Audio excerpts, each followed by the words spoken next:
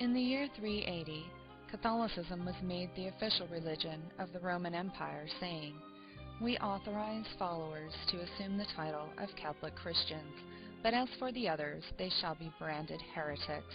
They will suffer the punishment of our authority, which we shall inflict." Over the next several centuries, the Catholic Church gained enormous power over all aspects of European life. According to Pope Gregory VII, the Roman Pontiff alone has the authority to make and depose kings, declare religious writings as valid or invalid, and make laws. Among other things, he asserted that the Roman Church has never and will never err, that kings should kiss the feet of the Pope, and that the Pope himself is above the law and can only be judged by God himself. Pope Leo X famously said, "It has served us well, this myth of Christ." They caused the majority of the population to become illiterate and ignorant, suppressing all forms of scholarship except for within the clergy. Book banning and burning was a common practice, and the general populace was even prohibited from reading the Bible. The Vatican's methods for controlling the populace became a violent and bloody campaign for ultimate domination, eliminating anyone who disagreed with church dogma.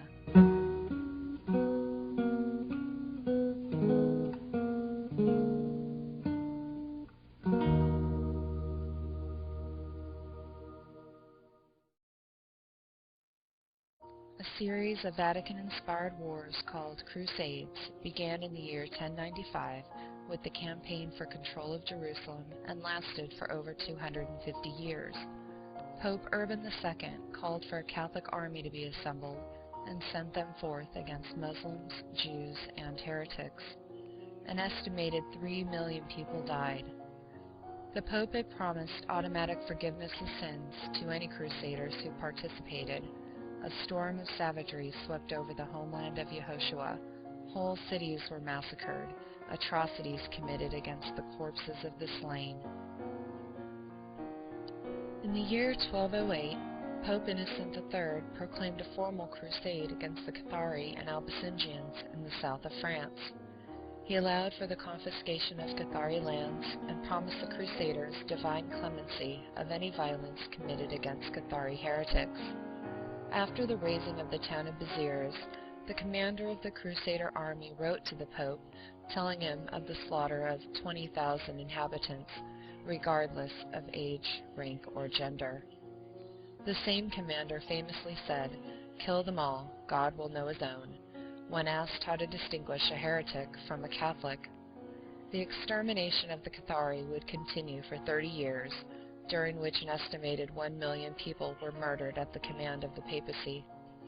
The formal Inquisition was instituted in 1229 as a tool to root out the remaining Cathari and their sympathizers.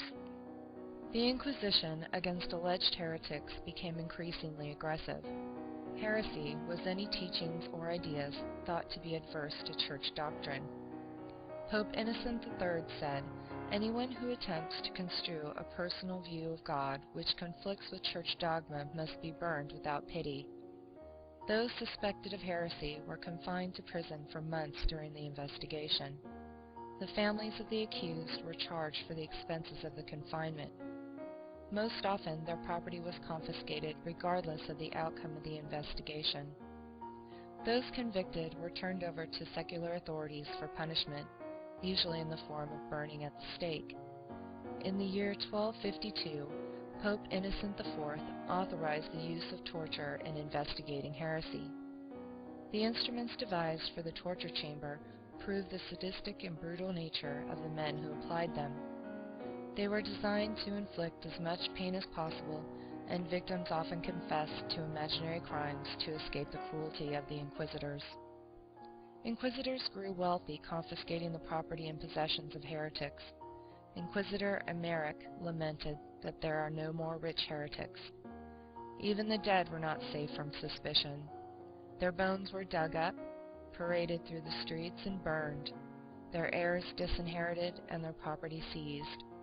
Toward the end of the 15th century, inquisitors shifted their focus from heretics to women thought to be witches. publication of the Malleus Maleficarum, a handbook for the investigation, torture, and punishment of witchcraft in the year 1487, was authorized by Pope Innocent VIII. Inquisitors demonstrated a fierce zeal for persecuting women accused of witchcraft. A witch could be found guilty on the testimony of a single anonymous witness. Specialized torture devices were created to mutilate the breasts and sexual organs of women. They were forced to confess to fantastic crimes under the brutal agony of torture. It is recorded that in some towns, the female populations were decimated. Even children were not protected from the accusation of witchcraft. Girls as young as 9 years old were subjected to the torture chamber. Burning alive at the stake was the most common form of execution. Witches were accused of killing and eating children, making pacts with the devil, and defiling the Eucharist. The Vatican claimed they could castrate a man just by looking at him, cause sickness in people or livestock, and fly through the air as female demons copulating with unsuspecting men. Women with knowledge of healing, contraception, and midwifery, who had long been respected and valuable members of their local communities, were now vilified and denounced for practicing witchcraft. Woodcuts such as these show supposed witches flying on brooms, kissing the devil's backside, and celebrating the Black Mass in parody of the Catholic Mass. Every female was a potential witch, and coming under the suspicion of the Inquisition tribunal was essentially a death sentence.